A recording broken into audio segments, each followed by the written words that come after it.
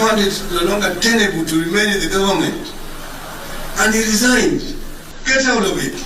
Guys, sijui kama mliona jana Murkomen kitu ambacho aliweza kuzungumza. So mambo imekuwa hard saizi kwake jinsi ambavyo tunazungumza. Murkomen anafaa kuresign anytime from now. Ama Raila Odinga is going to force William Ruto to kick out Murkomen because huyu jamani interior CS and interior CS haufai kuongea ushit mbele ya Wakenya, ushitikaa hiyo. Unaona watu wangu, sijui kama mlisikia jana statement ama remarks ya huyu CS Murkomen. Unaona watu wangu, so ama jamaa it's like wameshindwa na kazi, na nilikuwa nimekuambia kitambo hii serikali ya William Ruto sha realize na imesha sense wanaenda nyumbani. So the only thing wanataka kufanya ku make sure wanaharibu vitu vingi hapa nchini Kenya, ndiposa wakiexit kutakuwa na kazi ngumu zaidi kwa yule rais ambaye atakuwa anaingia mamlakani. Because William Ruto sha realize. And wakati Genesis walikuwa na Occupy CBD kulikuwa na goons. Na msisahau ile remarks ya Kamket kwa parliament alisema ya kwamba ataleta bandits because asha realize wameplan ku overthrow hii government ya President William Samoei Ruto on 25th of June. Unaona watu wangu, Kamket alikuwa asha zungumza na msisahau kitu kaa hiyo.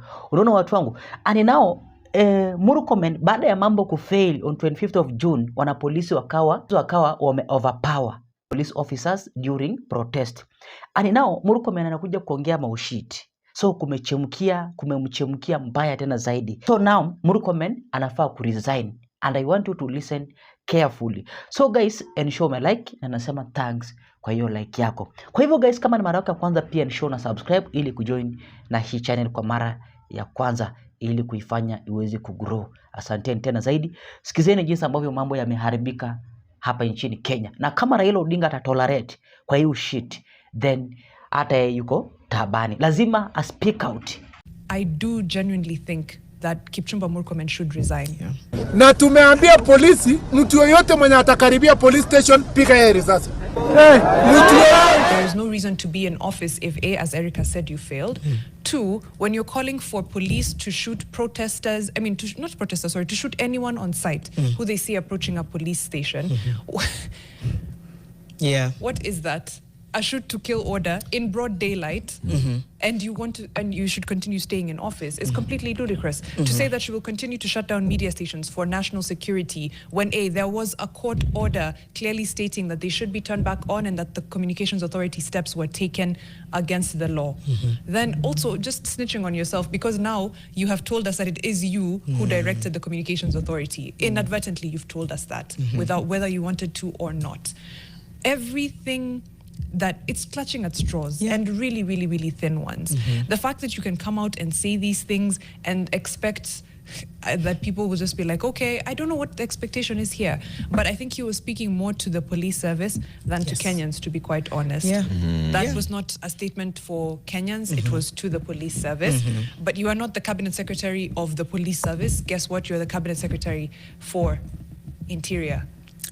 The massive looting had a clear motive to cause fear and target properties of politicians and civilians allied to government and innocent civilians who were just going about their business. If that was the case, then resign because you failed. Yes. 100%. Number one. Number two, no matter how pressed you are, you cannot stand and lie in front of a nation. Don't twist the words and the messaging. I think we've also validated the fact that, yes, there are people who took advantage of what happened. Because of that, businesses have been affected, courts have been affected, police state. That we cannot discount. People have been affected, but you cannot stand there and lie and say this was an attempted coup. You can't lie and then say the media is fueling. The media is reporting and highlighting, the same media that you continue to threaten to shut down. But on top of everything, you cannot stand there with audacity and say a lot of what was said there was false. Because we saw what we saw play out. People have been having this conversation for a year. So why twist it into something else? You were not given guns for decoration. Only escape if you feel your ammunition is not enough. That's a very dangerous statement to make.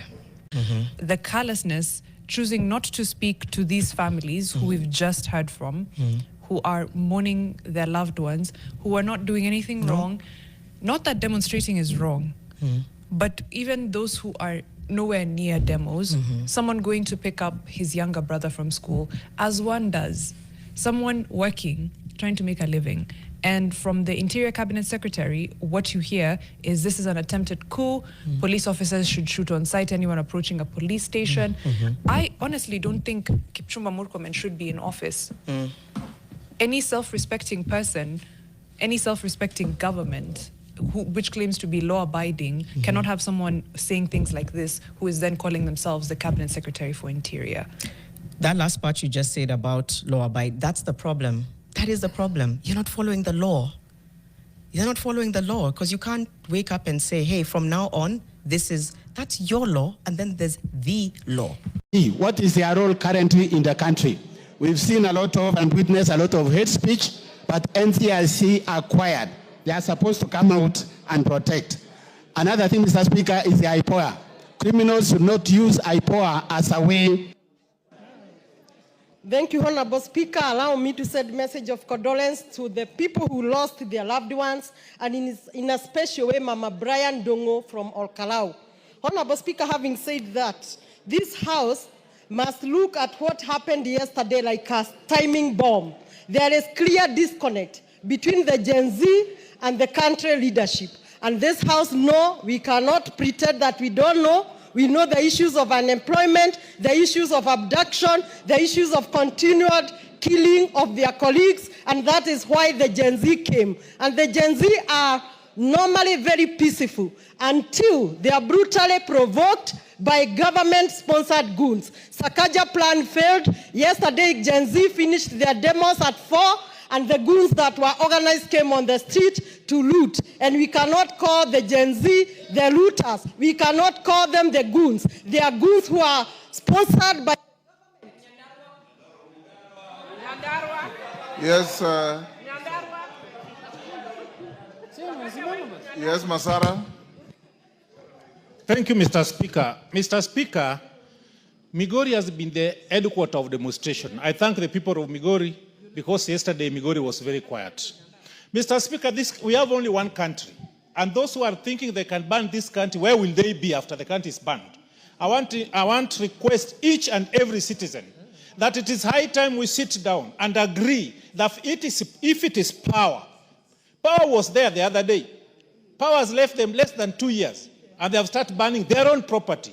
Mr. Speaker, I can say that moving forward, we are not going to blame Gen Zs. We'll talk to our young people and tell them, some of us, like me and Junette here, we are a product of civil society.